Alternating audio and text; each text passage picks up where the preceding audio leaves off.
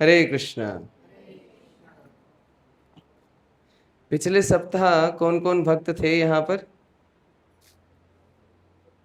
ठीक है, 50% भक्त थे। एक्चुअली आज का जो श्लोक है वो पिछली बार के श्लोक से कनेक्ट होते हुए है। वो श्लोक जहाँ खत्म हुआ था उसी के आगे ये श्लोक कंटिन्यू हो रहा है। हाँ, 3.9 हमने पिछली बार पढ़ा था। यज्ञनार्थ कर्मणो न्यत्र लोको यम कर्म बंधनः तद अर्थम कर्म कौन्तेय मुक्त संग समाचर। भगवान बता रहे हैं भगवत गीता में कि यज्ञ का मतलब क्या है। हाँ, उसी श्रृंखला में आगे बढ़ते हुए यह हमारा आज का श्लोक है।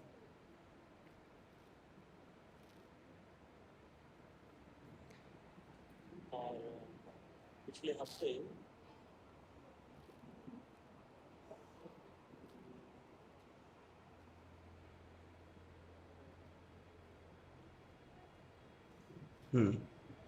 श्लोक लग गया? ठीक है। इन द मीन टाइम पिछले हफ्ते इस अध्याय का सबसे महत्वपूर्ण श्लोक हमने चर्चा करा था। यज्ञार्थार्थ कर्मणो अन्यत्र। संक्षिप्त रूप में हमने ये निचोड़ निकाला था इस श्लोक का कि भगवान अर्जुन को बोल रहे हैं कि जो कुछ कर्म कोई मनुष्य करना चाहता है उसे यज्ञ के रूप में करे, और जब कर्म यज्ञ बन जाता है उसकी परिभाषा इस प्रकार से दी गई है: proper work done for the proper person, और सबसे इंपॉर्टेंट है प्रॉपर कॉन्शियसनेस में। हाँ, तो यहां पर ये जो प्रॉपर कॉन्शियसनेस है, चेतना जो है, ये ठीक रहे हमारी चेतना, इसलिए श्रील प्रभुपाद जी ने इस हरे कृष्ण आंदोलन में हमें साधना भक्ति की विधि दी है। हमारे कर्म अप्रामाणिक हो सकते हैं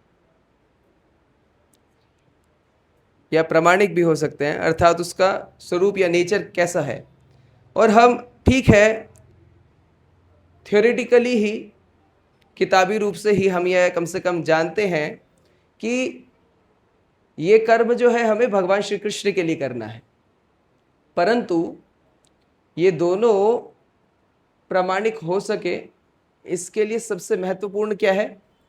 चेतना। चेतना का सही होना, प्रॉपर कॉन्शियसनेस। जब तक कोई भी कर्म प्रॉपर कॉन्शियसनेस में नहीं किया जाएगा, सही चेतना में नहीं किया जाएगा, तो वह कर्म सही व्यक्ति तक, प्रॉपर पर्सन के पास नहीं पहुंचेगा। इसलिए उदाहरण दिया गया है कि जरासंध को जानते हैं? आपने सुना ही होगा उसके विषय में, जिनको भगवान श्री कृष्ण और उनकी सेना ने 17 बार हराया। तो जरासंध प्रतिदिन भगवान विष्णु की आराधना किया करता था शालिग्राम रूप में। वो शालिग्राम विष्णु के एकांत मतलब एकनिष्ठ भक्त थे, और यहां पर विष्णु के स्रोत भगवान कृष्ण, उनके साथ 17 बार युद्ध किया। तो जो भी वो एक प्रकार से यज्ञ जो कर रहा था, शालिग्राम पूजा जो कर रहा था, कॉन्शियसनेस ठीक नहीं थी, चेतना ठीक नहीं थी।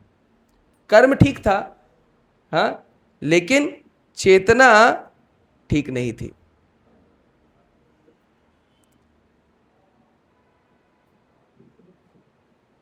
इसलिए यह तीन चीजें जो हैं, ये तीन मुद्दे जो हैं, ये बहुत आवश्यक हैं। और इसमें सबसे इंपॉर्टेंट है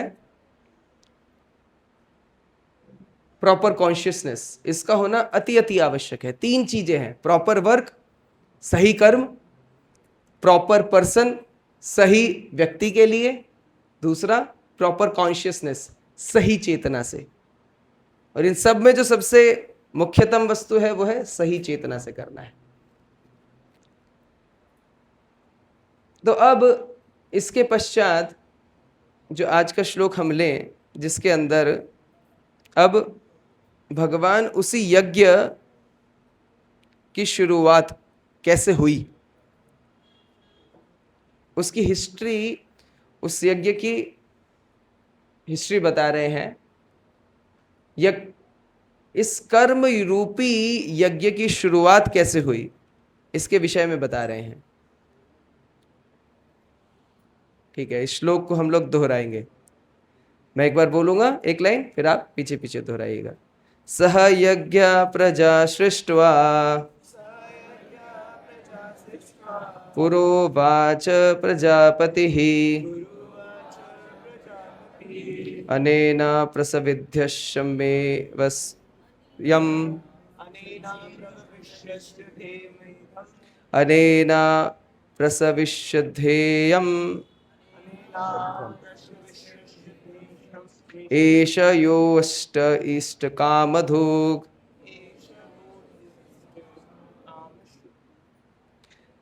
सह यज्ञ प्रजा सृष्ट्वा पुरोवाच प्रजापतिः अनेन प्रसविष्यध्वम्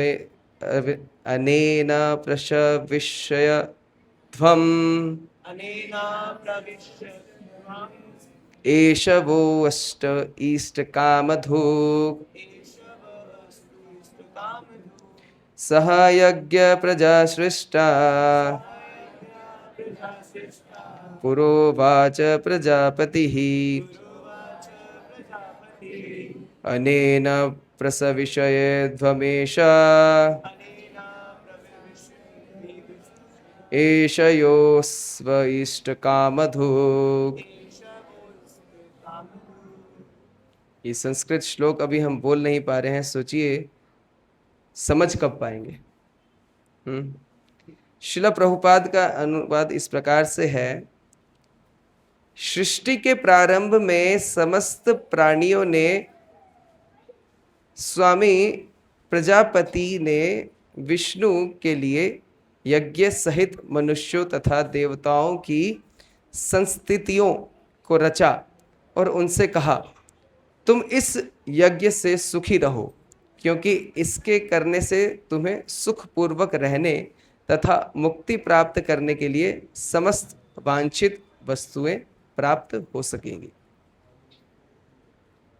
तो यहाँ पर कोई यह प्रश्न पूछ सकता है पिछले श्लोक को सुनने के पश्चात कि मैं अपनी इस स्थिति में, जो मेरी अभी स्थिति है, मैं अभी उस लेवल तक नहीं पहुंचा हूं कि मैं अपने हर एक कर्म को यज्ञ के रूप में मान सकूं। तो मेरी स्थिति के लिए क्या शास्त्र ने कुछ निर्धारित किया है? तो हमें ये समझना है कि ये जो आज का श्लोक है, इसमें भगवान एक जनरल अंडरस्टैंडिंग, एक जनरल जो लोग हैं, सामान्य जनता है, उनको दे रहे हैं कि यज्ञ की शुरुआत कहाँ से, कब हुई, आज्ञा इस यज्ञ को करने की किसने दी, और इस यज्ञ इसको करने का परिणाम भौतिक और आध्यात्मिक रूप से क्या होगा। इतने सारे प्रश्नों का उत्तर केवल एक श्लोक भगवान उसमें दे देते हैं। तो इसीलिए ये भी जानना बहुत महत्वपूर्ण है कि एक सामान्य अंडरस्टैंडिंग यज्ञ का, उसका इतिहास, उसका वर्तमान और उसका भविष्य क्या है। तो हम सबसे पहले आज के श्लोक, इसकी जो पहली लाइन है उसको समझने की कोशिश करेंगे। सह यज्ञः प्रजा सृष्ट्वा। तो इसका अनुवाद है प्रजा की उत्पत्ति यज्ञों के साथ हुई।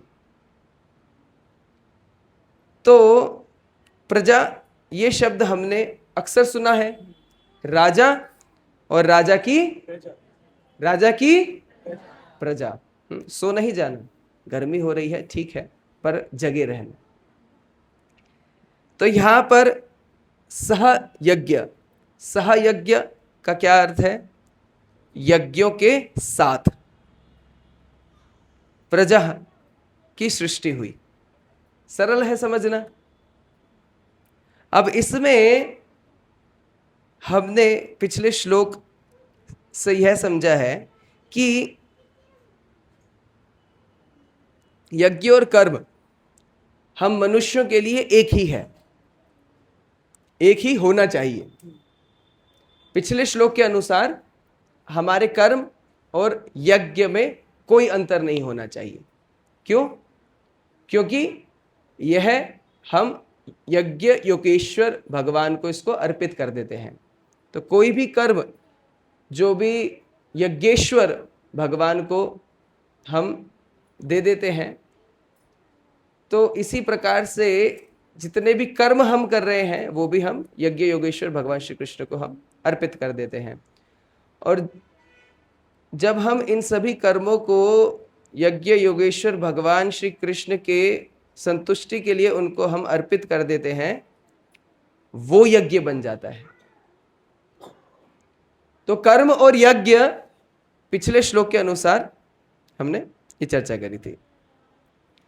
अगर आज के श्लोक में यज्ञ शब्द को कर्म के रूप में भी इस्तेमाल करें तो कोई हानि नहीं है, क्योंकि पिछले श्लोक में भगवान ने बहुत ही अच्छे से स्थापित कर दिया है कि यज्ञ और कर्म में कोई अंतर नहीं है। तो अब जब यज्ञ और कर्म में कोई अंतर नहीं है, तब फिर ये जो प्रजा, ये शब्द है, इसका अर्थ आज के श्लोक में क्या है? देखिए, बहुत सारे इस प्रकार के पथ हैं जहां पर भगवान और हम मनुष्य बस इन्हीं का संबंध बताया गया है। हालांकि वो धार्मिक पथ हैं, लेकिन कुछ धार्मिक पंथों के अनुसार अन्य जीवात्माओं में कोई आत्मा ही नहीं है। अन्य पशुओं में, चिड़ियाओं में, उनमें कोई आत्मा नहीं है। आत्मा किसमें? केवल मनुष्य में। हाँ, केवल मनुष्य के अंदर ये प्राण है और केवल मनुष्य ही भगवान के धाम वापस जा सकते हैं। या फिर ये जो आध्यात्म है केवल मनुष्य के लिए बनाया गया है। लेकिन यहां पर प्रजा का अर्थ है केवल मनुष्य नहीं। श्रील प्रभुपाद जी ने बहुत ही सरल तरीके से अपने बातचीत में, अपने लेक्चर्स में, प्रभुपाद जी जब अमेरिका में जब यहूदियों के साथ में, क्रिश्चियंस के साथ में वार्तालाप करते थे, तो प्रभुपाद पूछते उनसे, आपके देश में जो इतने जानवरों की हत्या होती है, तो क्या वो जानवर आपके देश के नहीं हैं? जैसे आपके देश में आपके देश के नागरिक की कोई हत्या नहीं कर सकता, वो हत्या करना एक जुर्म है, परंतु कोई अन्य प्राणी है, उसको कोई जान से मार डाले, उसके लिए आपका कानून जो है उसमें कोई स्पेस नहीं है क्या? तो प्रभुपाद जी ये समझाना चाह रहे थे कि राजा हैं, उनकी प्रजा केवल मनुष्य नहीं है, उनकी प्रजा ये सारे जीव हैं। जैसे मोदी जी जो है, क्या वो केवल मनुष्य के लिए काम कर रहे हैं? कुछ जू में कुछ तो शेर वेर भी ला करके उन्होंने छोड़े थे, कुछ खबर आई थी पहले। हाँ, और गौशालाओं पे गायों के बचाव के लिए बहुत सारे एक्शंस ले रहे हैं। तो प्रजा मतलब केवल मनुष्य नहीं है, जितने भी पशु पक्षी सब कुछ है, सबको ही संरक्षण देना। हाँ, किंग एंड हिज सब्जेक्ट्स। हाँ, हिज सब्जेक्ट्स मतलब कि सभी। भगवान कृष्ण के राज्य में सभी जीव उनकी संतान है, चाहे वो एक छोटा सा कीट हो, चाहे वो ब्रह्मा जी क्यों ना हो, उसके बीच में सभी, ये सभी भगवान की प्रजा है। तो यदि हम प्रजा का यह अर्थ लें कि सारे जीव भगवान की प्रजा हैं, तो आज के श्लोक में सहयज्ञ प्रजा सृष्ट्वा, यदि केवल प्रजा सृष्ट्वा कहा गया होता तो सारे जीव सम्मिलित होते हैं उसमें। परंतु जो पहली लाइन है उसमें भगवान क्या कह रहे हैं? वो प्रजा जो यज्ञों के साथ पैदा हुए, वो है मनुष्य। तो संस्कृत इतनी रिफाइंड लैंग्वेज है कि ये नहीं बता रही कि डिस्क्रिमिनेट कर रही है बाकी जीव जंतु में या मनुष्यों में, डिस्क्रिमिनेट कर रही है, लेकिन डिस्क्रिमिनेशन किस प्रकार का किया गया है? एकदम कल्चर्ड तरीके से, एकदम रिफाइंड तरीके से। जैसे आजकल के लोग जो हैं ये डिस्क्रिमिनेशन को लेकर के बड़े ही चर्चा में आ जाते हैं। भेदभाव, भेदभाव नहीं करना चाहिए। अभी हाल ही में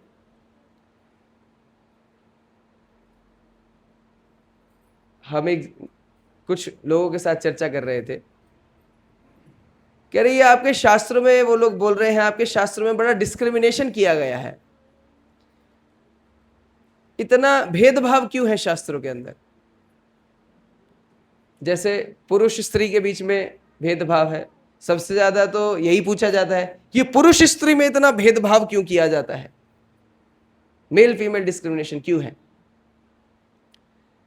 जब आजकल आधुनिक दुनिया में 21वीं सदी है, हम देखते हैं कि सब लोग इक्वल काम कर रहे हैं, स्त्रियां भी काम कर रही हैं, पुरुष भी काम कर रहे हैं। अब देखिए, यदि हम डिस्क्रिमिनेशन वर्ड को लें, वैदिक शास्त्र को हम चर्चा ही ना करें, मैं मान के चलिए मैं वेदों को नहीं मानता, ठीक है, अगर मैं पूछता हूं क्या इस भौतिक संसार में कोई भेदभाव कर रहा है या नहीं कर रहा है रोजमर्रा की जिंदगी में, क्या करता है, क्या लगता है, कर रहे हैं कि नहीं कर रहे हैं? करते हैं, भेदभाव करते हैं, प्रतिदिन करते हैं, हर चीज में करते हैं। हाँ, आप एक रेस्टोरेंट में जाते हैं, उसके मेन्यू कार्ड में आपको जो अच्छा लगता है केवल वही ऑर्डर करते हैं, तो हम बोल सकते हैं कि ये भेदभाव क्यों कर रहे हैं, इतना डिस्क्रिमिनेशन क्यों? सब कुछ खा लीजिए ना, इक्वालिटी मतलब सब कुछ खा लीजिए। तो हम देखते हैं कि खाने से लेकर सोने तक, रक्षा करना, जो भी कुछ हम इस शरीर के लिए कार्य कर रहे हैं, हर पहलू में हमारे अंदर हम कुछ ना कुछ डिस्क्रिमिनेट, भेदभाव हम कर रहे हैं। क्यों मैं कॉलेज में ही, ये जेपी कॉलेज में ही क्यों मैं पढ़ाई करने के लिए जाऊं? हाँ, अपने पुत्र के लिए या मेरे एजुकेशन के लिए इसी कॉलेज में क्यों जाऊं? क्यों ना मैं हर साल नए कॉलेज में जाऊं, फर्स्ट ईयर जेपी में कर लूं, सेकेंड ईयर गांधी वोकेशनल में कर लूं, 3rd ईयर ये जीवाजी यूनिवर्सिटी में कर लूं? क्यों इतना भेदभाव क्यों? ठीक है, अगला प्रश्न आता है, क्या पुरुष और स्त्री के बीच में भेद, मतभेद? तो प्रश्न आता है, फिर आपने केवल एक ही स्त्री, इसी स्त्री के साथ क्यों शादी करी? क्या डिस्क्रिमिनेशन नहीं किया आपने? सभी स्त्रियों के साथ शादी कर लीजिए, और स्त्रियां ही क्यों, पुरुषों के साथ भी शादी कर लीजिए। ये भेदभाव क्यों कर रहे हैं? तो यहां पर डिस्क्रिमिनेशन, भेदभाव जो किया गया है, हाँ, प्रजा शब्द जो यूज किया गया है, उसमें बहुत ही रिफाइंड तरीके से भगवान कह रहे हैं कि वो प्रजा जो यज्ञों के साथ पैदा होगी, which means the human beings which are born with yajna. तो यज्ञ का अर्थ क्या हुआ? कर्म है कि नहीं? क्लियर है? तो कर्म भगवान बोल रहे हैं किस पर लगता है? हम मनुष्यों पर। तो ये जो पहली लाइन दी गई है, इसमें जो फंडामेंटल क्लियर कर दिए हैं, हमारे बिल्कुल एलिमेंट्री नॉलेज को क्लियर कर दिया है, कर्म के साथ अब हमें उसको ज्वाइन कर रहे हैं।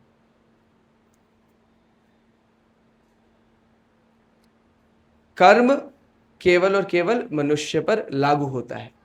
तो यहां पर ये भगवान बोल रहे हैं कि बाकी की जो प्रजा है, जो यज्ञों के साथ पैदा हुई है, उनको रिलैक्सेशन दिया गया है। इसका दूसरा लॉजिक क्या है? भगवान जब किसी को रिलैक्सेशन देते हैं, उसको एक इंपॉर्टेंस दिया जा रहा है। किसी व्यक्ति को कोई छूट दी जा रही है, जैसे बॉस बोलता है जाओ तुम्हारी छुट्टी, 15 दिन की छुट्टी पे चले जाओ, बहुत गर्मी हो रही है, ऋषिकेश घूम के आओ। इसका मतलब क्या है? बॉस आपको इंपॉर्टेंस दे रहा है, रिलैक्सेशन दे रहा है, आपको छूट दे रहा है कुछ। तो यहां भगवान बोल रहे हैं कर्म का प्रिंसिपल हम मनुष्य पर ही लागू है, बाकी प्रजा पर नहीं। तो भगवान हालांकि डिस्क्रिमिनेट कर रहे हैं, लेकिन डिस्क्रिमिनेशन में भी उनको भी इंपॉर्टेंस दी जा रही है। इंपॉर्टेंस इस प्रकार से दी जा रही है कि वह जो प्रजा है, पशु योनि जो है, वो केवल उनका नियत जो जीवन है वो जीते हैं। हाँ, कर्मों की वजह से हाँ उनको वो शरीर मिला, लेकिन अब उनके ऊपर यह जिम्मेदारी नहीं है कि वह क्या कर्म करें, क्योंकि भगवान ने उनको वो बुद्धि नहीं दी है। तो इसीलिए यहां पर यह समझ में आएगा कि यह जो प्रजा जिसके बारे में भगवान बता रहे हैं, यह विशेष है। ये कौन है विशेष प्रजा? मनुष्य, क्योंकि हम यज्ञों के साथ बंधे हुए हैं। अब यदि इस पहली लाइन में एक और शब्द पर गौर करें, जिसको हमने ऊपर दिखाया हुआ है, थोड़ा नीचे कर लो, यज्ञों को, सह यज्ञ प्रजा सृष्ट्वा। तो यहां पर पिछले श्लोक में भगवान ने क्या कहा था? यज्ञानार्थ, यज्ञ सिंगुलर एक वचन शब्द यूज किया गया है, यज्ञ। यहां पे क्या कह रहे हैं? यज्ञ की जगह यज्ञः। यज्ञ का अर्थ क्या है? बहुवचन इस्तेमाल कर रहे हैं। पिछले श्लोक में यज्ञ एक वचन था, यहां पर यज्ञ सह यज्ञ बहुवचन में, प्लूरल फॉर्म है। तो भगवान कह रहे हैं हम मनुष्य, ये प्रजा, हम मनुष्य सृष्टवा, हमारी सृष्टि एक यज्ञ से नहीं, बहुयज्ञ, बहुयज्ञ से, सहयज्ञ, बहुत से यज्ञों से उनके सहित हमारी उत्पत्ति हुई है। तो इसका अर्थ क्या है? हमारे आचार्यगण बताते हैं, सबसे पहले इसका अर्थ भगवान बता रहे हैं, सब कोड लैंग्वेज है ये। यज्ञ से भगवान बता रहे हैं कि 4 युगों में मैंने अलग अलग यज्ञ दिए हैं। 4 युग होते हैं, कौन कौन से हैं? पहला कौन बताएगा? पहला युग कौन सा बताइए? सतयुग। दूसरा कलयुग तो अभी चल रहा है माता। त्रेता, फिर द्वापर, फिर कली। आप कौन सा बताना चाहते हैं? द्वापर। वेरी गुड, बच्चों को भी पता है अभी तो। तो 4 युग हैं। ये 4 युग हमने पहले भी सुने हैं। सतयुग में ध्यान यज्ञ, त्रेता में होम यानी हवन यज्ञ, द्वापर युग में परिचर्यायाम अर्थात भगवान के विग्रहों की पूजा आराधना, और कलयुग में संकीर्तन यज्ञ जप। तो ये प्लूरल जो यज्ञ का अर्थ है, भगवान ने हर एक युग के लिए एक एक यज्ञ निर्धारित किया है। तो यदि हम यज्ञ जो प्लूरल है उसका हम ट्रांसलेशन या उसकी तुलना हम पैसे से करें, करेंसी से करें, जैसे अलग अलग देशों के अलग अलग मुद्राएं हैं, करेंसीज हैं, तो यदि हमें अमेरिका में कुछ चीज खरीदनी है तो मुझको डॉलर चाहिएंगे, सही है? गांधी जी काम नहीं आएंगे वहां पर जाकर के हमें डॉलर चाहिए, तो वो वहां की करेंसी है। ये एग्जाम्पल क्यों लिया हमने? हर एक युग उस युग में जीने के लिए एक करेंसी भगवान ने निर्धारित की हुई है। सतयुग की करेंसी क्या है? ध्यान यज्ञ। कृते यत ध्यायतो विष्णु, त्रेतायाम यजतो मखई। त्रेता युग की करेंसी है हवन यज्ञ। और कलयुग की करेंसी क्या है? हरे कृष्ण कृष्ण कृष्ण हरे हरे, हरे राम राम राम हरे हरे। तो ये करेंसी का एग्जाम्पल इसीलिए लिया है। कोई अगर जो पूछे कि मैं अभी कलयुग में ध्यान करूंगा तो उसका कुछ व्यापार हो पाएगा क्या इस करेंसी से? देखिए, मान लीजिए मैं अमेरिका से डॉलर लेकर के आता हूं, तो अगर मैं पूछूं क्या ये अमेरिकन डॉलर भारत में काम आएगा मुझे? आएगा, क्यों नहीं आएगा? कन्वर्ट करके आएगा। समझ में आ रही है बात? कन्वर्ट करके उसको हम यूज कर सकते हैं। एयरपोर्ट पे आप उतरेंगे, वहीं पे कन्वर्जन वाले खड़े रहते हैं, उनको पैसा दो, उनको डॉलर दो, पैसा दे देंगे, वो कन्वर्ट करके यूज कर सकते हैं। रुपीस को भी डॉलर में किया जा सकता है और डॉलर को रुपीस में कन्वर्ट किया जा सकता है, ठीक है?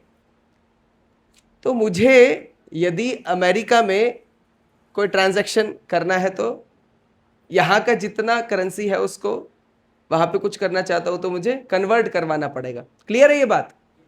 डाउट है किसी को? क्लियर। तो वैसे ही पिछले युगों कि अगर जो यज्ञों को हम पकड़े, जो भी निर्धारित यज्ञ थे, उन यज्ञों को हम इस संकीर्तन यज्ञ में कन्वर्ट कर सकते हैं। इसीलिए करेंसी का एग्जांपल लिया है, कन्वर्ट कर सकते हैं, क्योंकि जब तक हम उसको कन्वर्ट नहीं करेंगे इस संकीर्तन यज्ञ में, वो यज्ञ किसी काम का नहीं है। मैं $100 लेकर के गुना में घूमूं, हाँ, अगर जो यहां टपरी पे भी चले जाऊंगा तो वहां पे भी किसी काम का नहीं है वो, जब तक उसको हम कन्वर्ट नहीं करेंगे। तो चाहे कोई कितना बड़ा ध्यान योगी क्यों ना हो, जब तक कि वो कन्वर्ट नहीं करता अपने आप को, ध्यान यज्ञ को संकीर्तन यज्ञ में कन्वर्ट नहीं करता है, उसका वो इतना बड़ा करेंसी भी कुछ काम का नहीं है।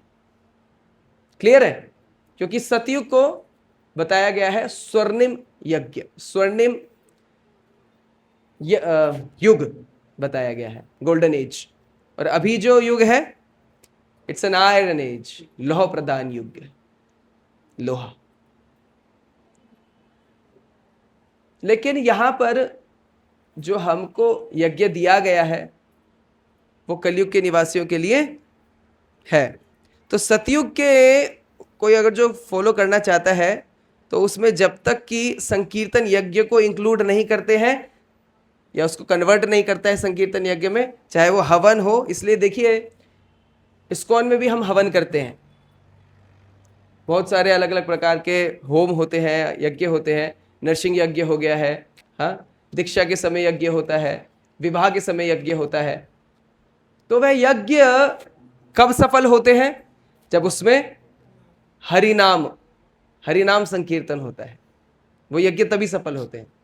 हम भगवान के अर्च विग्रहों की पूजा कर रहे हैं, यह यज्ञ इस युग का नहीं है अर्च विग्रहों की पूजा करना, लेकिन भगवान के जब अर्च विग्रहों की सेवा कर रहे हैं, जब तक उसमें भगवान के नाम का कीर्तन ना हो, जो ये नाम जब तक नहीं लेंगे तब तक ये यज्ञ पूरा नहीं होगा।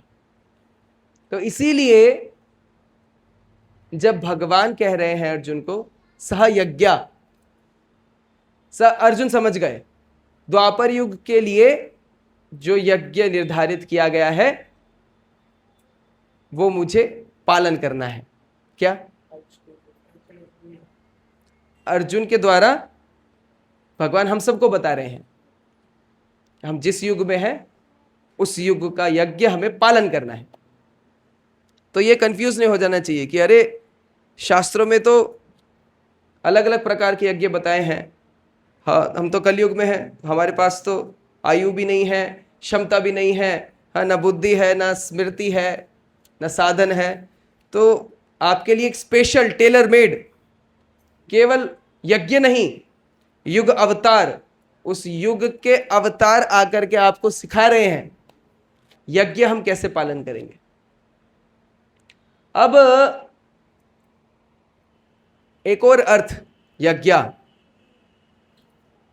बहुवचन में जो यज्ञ बताया गया है उसका अर्थ यह है, देख भगवान यह बोल रहे हैं कि अलग अलग युग में अलग अलग यज्ञ हैं, और हर एक युग में जो यज्ञ हैं उसमें भी वैरायटी बहुत है। ठीक है, तो उसका अर्थ क्या हुआ? हमारे आचार्यगण बताते हैं इसका अर्थ यह है, यज्ञ का एक और अर्थ है अपने अपने स्वधर्म का पालन करना। तो जो भगवान ने वर्णाश्रम दिया है, 4 वर्ण, ब्रह्मचारी,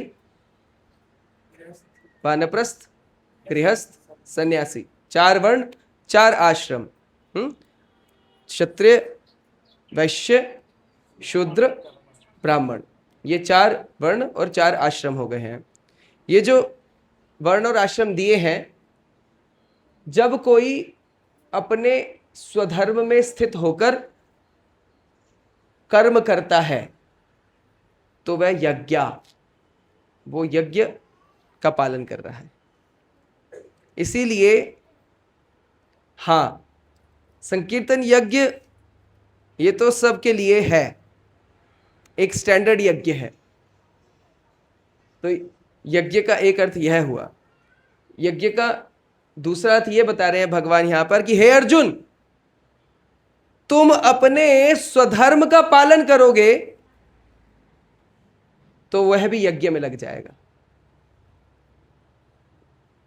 यहां पर अर्जुन अपने स्वधर्म का पालन, देखिए अर्जुन यह बोले कि भगवान आपने बोला कि सहयज्ञ, तो जो द्वापर युग का यज्ञ क्या है बताइए? द्वापर युग का यज्ञ क्या है? हाँ, अर्चन पूजा, भगवान के विग्रहों की सेवा पूजा करना। ठीक है, तो अर्जुन बोलते हैं कि चलो अपन जयपुर चलते हैं, मूर्ति खरीद लाते हैं, उनको इंस्टॉल करके बढ़िया फिर विग्रहों की पूजा करेंगे। तो भगवान कह रहे हैं कि यज्ञ का एक और अर्थ है अपने स्वधर्म का पालन करना। और कितने अलग अलग प्रकार हाँ, कि गुण धर्म में अपने कर्मों के अनुसार जीव स्थित है मनुष्य, तो हम हमारे स्वधर्म के अनुसार हम कर्म करेंगे, वो यज्ञ है। अब दूसरी लाइन में पुरोवाच प्रजापति ही, इसका अर्थ है प्रजापति के द्वारा पहले कहा गया। पुरोवाच, उवाच श्री भगवान उवाच, भगवान ने बोला। पुरोवाच, आपको पहले बताया गया था। सबसे पहले हम पुरोवाच शब्द को लेते हैं यहां पर। पुरोवाच के दो अर्थ हैं, पहले कहा गया और पुरातन काल में कहा गया, बहुत पहले कह दिया गया है। जैसे कि हम किसी अपनी भाषा में भी ऐसे बोलते हैं ना कि अरे पहले ही बताया था तुझको, मत कर ये काम, पहले बताया था, पहले ही बताया था ऐसे होने वाला है ये। देखो पहले ही बताया, क्लास खत्म होने के बाद जा तब प्रसाद मिलेगा, क्लास में बैठने की जरूरत नहीं है, पहले ही बताया था। तो पहले बोल देते पहले ही बताया था, पर ये नहीं बताते कितनी पहले बताया था। ये लूप होल है, इसका टाइम निर्धारित नहीं किया गया। जैसे कि एक बार दो क्रिकेट टीम के बीच में टॉस हो रहा था, हाँ, तो टॉस जब होता है तो सिक्के को उड़ाते हैं। अभी क्या बोलना है, हेड्स और टेल्स, सिक्का उड़ाने के बाद बोलना है। तो जो टीम थी, तो मान के चलिए एक गुना की टीम है और एक रावगढ़ की टीम है, उनके बीच में क्रिकेट मैच है। टॉस उड़ाया एम्पायर ने, गुना की टीम को बोला हाँ क्या लोगे, अरे यही। गुना वाले ज्यादा तेज है ना, यही है ना, लेकिन ऐसा नहीं चलेगा। क्या हेड्स क्या टेल्स, हमारे कैप्टन ने बता दे यही, बस यही बोल रहा था। तो कितनी पहले, कितनी पहले, 1 मिनट पहले, 1 घंटे पहले, 1 हफ्ते पहले, 1 जन्म पहले, 1 युग पहले, कितनी पहले। तो भगवान यहां पर कोई चांसेस नहीं रख रहे हैं। पुरोवाच का 2 अर्थ हो गए, पुरातन काल से कहा गया है कि यह यज्ञ की विधि मनुष्य के लिए बनाई गई है। तो फिर आप पूछ सकते हैं कि ये पहले क्या है का मतलब क्या है, पुरातन काल से ठीक है, लेकिन यहां कहां का, पुराने जमाने में तो ठीक है। पहले कहा गया का अर्थ है 3.3 में कहा गया, श्लोक क्रमांक 3.3 में भगवान ने बोल दिया है। 3.3 हमने कुछ हफ्ते पहले लिया था, लेकिन भगवान के लिए कुछ मिनट पहले ही बोला उन्होंने। तो यहां पर लोकस्मिन् द्विधा निष्ठा पुरा प्रोक्ता माया नगर। तो यहां पर भगवान क्या कह रहे हैं, ज्ञान योगेन संख्यानाम कर्म योगेन योगी नाम। तो अब यहां पर भगवान ने क्या कहा, पुरा प्रोक्ता। तो यह दोनों श्लोक अगर जो हम ले लें 3.3 और आज का श्लोक 3.10, हाँ, तो 3.3 में भगवान ने कहा ज्ञान योगेन संख्या नाम कर्म योगेन योगी नाम। तो 3.3 में भगवान योग के विषय में बता रहे हैं और आज के श्लोक में बता रहे हैं भगवान यज्ञ के विषय में। तो इससे यह समझ में आ रहा है कि पुरोवाच का अर्थ है पहले ये 2 चीजें बताई गई हैं। कौन सी 2 चीजें, यज्ञ और योग, ठीक है। तो अब यदि हम यज्ञ और योग इसकी व्याख्या करें, तो योग की परिभाषा हमारे शास्त्रों में दी गई है, भगवान से संबंध जोड़ना। योग का मतलब जुड़ना है, भगवान से जुड़ना है। और यज्ञ की परिभाषा दी गई है, भगवान की पूजा में लगना, सरल भाषा में। तो भगवान ने पहले योग की व्याख्या करके अर्जुन को परब्रह्म से जोड़ा। अब जोड़ने के बाद अब क्या करना है? जुड़ने के बाद क्या करना है? अभी जप करना है। तो ये डिफरेंस है 3.3 और 3.10 में। तो अभी पुरोवाच प्रजापति, तो प्रजापति शब्द, प्रजा और पति दो शब्द हैं। ये पति तो हमने बहुत सुना है ना, लेकिन आज इतने सारे पति बैठे हैं, सावधान हो जाइए। असली डेफिनेशन पति क्या है वो सुनने को मिलेगा आपको शास्त्रों से। तो प्रजा समस्त जीव, पति का अर्थ है कि दो अर्थ हैं, प्रचयिता और पालनकर्ता, पालक। जो वन हु क्रिएट्स और दूसरा वन हु मेंटेन्स, जो रचना करता है और जो पालन करता है। ये दो अर्थ हैं पति के। तो प्रजापति का अर्थ क्या हुआ? जो समस्त जीवों के रचयिता है और समस्त जीवों के पालक हैं, यह है पति। ये पति का मतलब हो गया है समस्त जीवों के रचयिता और समस्त जीवों के पालक। श्रीमद् भागवत के दूसरे स्कंद में शिला प्रभुपाद जी ने बताया है, बहुत पति शब्द का इस्तेमाल किया गया है। अनेक अनेक प्रकार के पति भगवान श्री कृष्ण के विषय में कहा गया है। श्रियः पति, यज्ञपति, प्रजापति, ध्यानपति, लोकपति, धरापति, पतिर्गतिश्चांध, इस प्रकार से ये श्लोक आता है।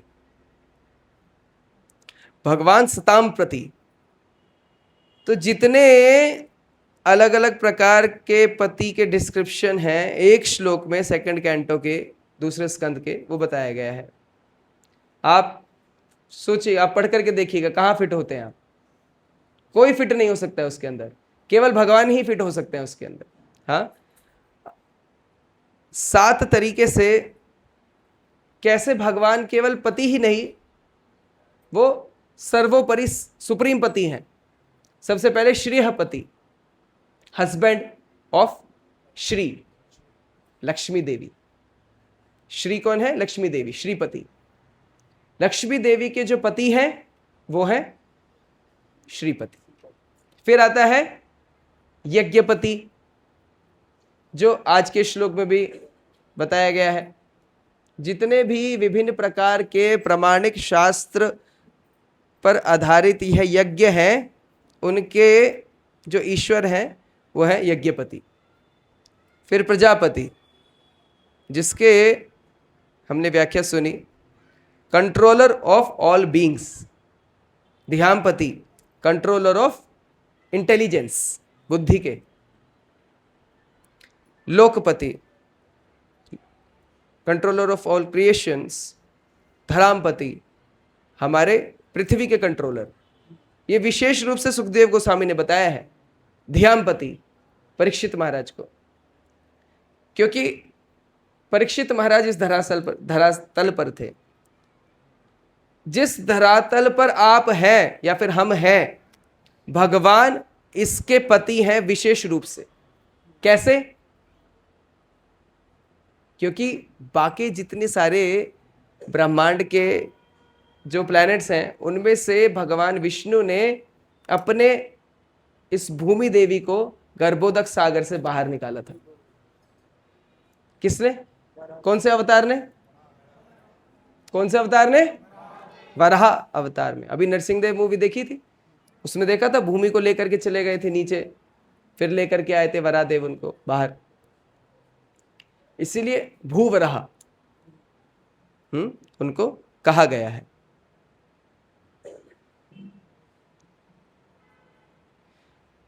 मतलब क्या है? भगवान इस पृथ्वी से अत्यंत प्रेम करते हैं। वसुंधरा, इससे बहुत प्रेम करते हैं।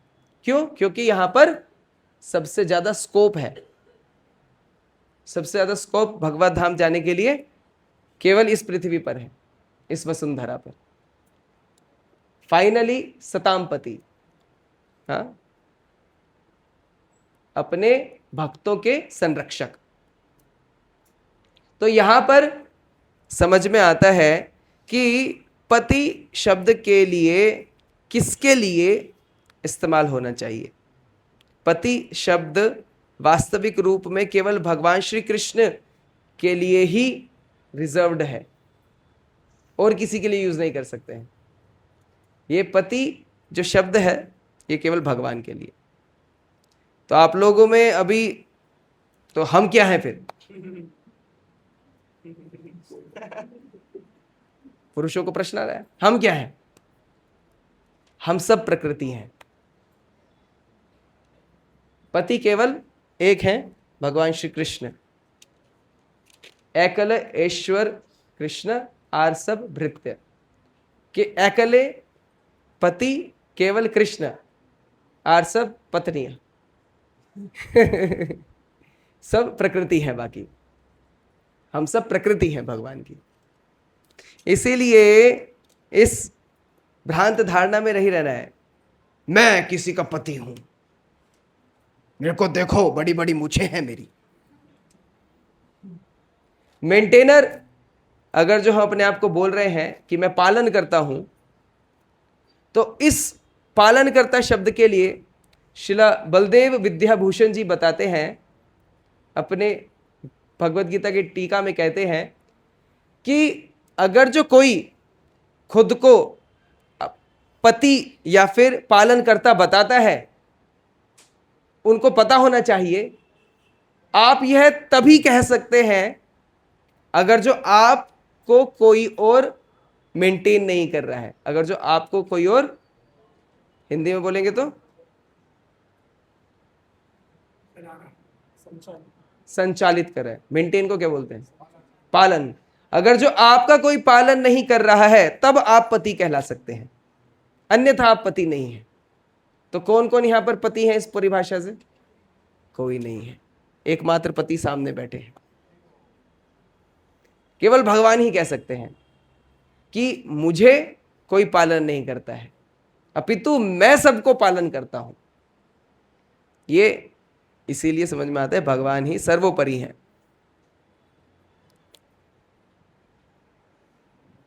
ठीक है, तो अभी हमने केवल 2 लाइन चर्चा करी और समय बहुत ज्यादा बीत गए। भगवान को विशेष भेंट अर्पित करो, हाँ, अनेन प्रसविष्यध्वम। अर्जुन के लिए वो स्पेशल ऑफरिंग क्या है? अर्जुन के लिए वो स्पेशल ऑफरिंग है कि दुर्योधन का मस्तक काट करके भगवान के चरणों में रख दे। अनेन यहां पर प्रसविद्धस्वम, हाँ, उनका समर्पण कर्तव्य युद्ध। भगवान कोई फल फूल नहीं मांग रहे हैं अर्जुन से, भगवान कह रहे हैं मेरे लिए तुम युद्ध करो, यही है। अब अपने को इसमें से क्या निकालना है? मैं पड़ोसी का गला काट करके और भगवान के चरणों में रख देता हूं, नहीं, अपने को ये नहीं निकालना है यहां से। हाँ, ठीक है, महत्वपूर्ण शिक्षा है। जो भगवान वास्तव में चाहते हैं केवल उसको पालन करना है। ऐशा वो स्व इष्ट कामधुक। यह यज्ञ भौतिक सुख, सुरक्षा, अन्न, वर्षा, शांति और अंततोगत्वा वैकुंठ तक लेकर के जाएगा। हाँ, प्रभुपाद जी से एक मायावादी, एक संप्रदाय का व्यक्ति आकर के मिलता है, बोलता है कि आपकी फिलॉसफी क्या है? हमारी फिलॉसफी आपसे अलग है। प्रभुपाद जी कहते बैठो, थोड़ा बैठो साथ में। कहते देखो मैं भोजन ले रहा हूं, आप भी भोजन लो साथ में। हम जो दोनों भोजन करेंगे ना, वो भोजन कहां से आता है? पौधों से। ये पौधे कैसे उगते हैं? वर्षा से। हाँ, और ये वर्षा कहां से आती है? यज्ञ से। हाँ, तो इसीलिए यज्ञ पर हर कोई निर्भर करता है, चाहे आप माने या ना माने। एक बार रूस में एक फेस्टिवल हो रहा था, अलग अलग जगह के लोग जो है अपने अपने जगह के गाने गा रहे थे, फोक फेस्टिवल चल रहा था। तो ये हरे कृष्णा वाले भक्त भी पहुंच गए उधर में, कहते हम भी गाना चाहेंगे। कह रहे क्या गाना चाहेंगे? हम भारतीय संगीत गाएंगे। ठीक है गाइए। तो उन्होंने कीर्तन शुरू किया। अभी जब उन्होंने कीर्तन शुरू किया तो हमारे यहाँ कीर्तन कैसे होता है, पहले हम गाएंगे उसके बाद आप गाएंगे, वही सेम पैटर्न चला। पहले खुद गाए, अब इनको कहा कि आप गाइए। वो पूरा रशियन में लिख दिया, तो उन्होंने हरे कृष्ण महामंत्र को पीछे टांग दिया लिख करके। ठीक है, तो अभी वो गा रहे हैं और वो पीछे रिपीट कर रहे हैं। स्थिति यह पहुंच गई, बहुत बड़ा मान के चलिए 10 एकड़ का पूरा वो कैंपस था, उसमें जितने भी अलग अलग कलाकार अपने परफॉर्मेंस दे रहे थे, सब जगह से उठ करके सब लोग हरे कृष्णा वालों के पास ही आकर के बैठ गए। क्यों? क्योंकि सब जगह तो केवल सुनने को मिल रहा था, यहां तो गाने को भी मिल रहा है। तो यह शुरू हुआ शाम को 5:30 बजे और रात को 11 बजे तक चलता रहा। 11 बजे गाने वाले थक गए कि भाई अब नहीं गा पा रहे हम, तो जनता अपने आप ही गाए जा रही है। 1:30 बजे तक चलता रहा ये। तो ये मानव जीवन के लिए केवल भोग नहीं, मानव जीवन यज्ञ के लिए है। ठीक है। दूसरा क्या है, हम कंक्लूड कर रहे हैं अभी इसको। मुख्य शिक्षाएं, पहला, मानव जीवन किस चीज के लिए है? किस चीज के लिए है? किस चीज के लिए है? हाँ, थोड़ा सा प्रसाद मिलेगा अभी, लेकिन जो सुबह से खाया उसमें से आवाज निकालो पेट से बाहर। मनुष्य जीवन किस चीज के लिए है? हाँ। दूसरा, सबसे महत्वपूर्ण क्या है? हमने चर्चा करी थी शुरुआत में, चेतना। सबसे महत्वपूर्ण क्या है? चेतना, बाहरी कर्म नहीं। कलयुग का यज्ञ क्या है? संकीर्तन यज्ञ। हरे कृष्ण कृष्ण कृष्ण हरे हरे, हरे राम राम राम हरे हरे। तो यह संकीर्तन यज्ञ कलयुग का यज्ञ है। और स्वधर्म जो है, आप जो भी कर रहे हैं वह भी यज्ञ है, लेकिन वह यज्ञ तभी कहलाएगा जब आप उसको भगवान को अर्पित कर देते हैं। हाँ, नहीं तो केवल भोग के लिए हो जाएगा। तो इस यज्ञ के, इस प्रकार के यज्ञ के दोनों भौतिक और आध्यात्मिक लाभ मिलते हैं। हरे कृष्णा। श्रील प्रभुपाद की जय। तो भगवान ने मनुष्य को यज्ञ सहित बनाया, क्योंकि यज्ञ हृदय को शुद्ध करता है। हाँ, कृतज्ञता सिखाता है और स्वयं को भगवान के साथ जोड़ता है। सभी यज्ञों का सार क्या है? हरे कृष्ण महामंत्र का जप करना। हरे कृष्ण कृष्ण कृष्ण हरे हरे, हरे राम राम राम हरे हरे। ये सभी यज्ञों का सार है। ठीक है, कोई प्रश्न किसी भक्त का? Any question? कुछ समझ में आया जो हमने चर्चा करी? थोड़ा जटिल टॉपिक था, लेकिन समझ में आया कि नहीं आया? किसी को नहीं समझ में आया हाथ खड़ा करके पूछ सकते हैं। ये मत कहना पूरा रिपीट कर दीजिए, नहीं तो लोग बाग आपको भगा देंगे। फिर 1 घंटे से बैठे, फिर 1 घंटा सुनेंगे क्या? यस प्रभु जी, प्रश्न जी।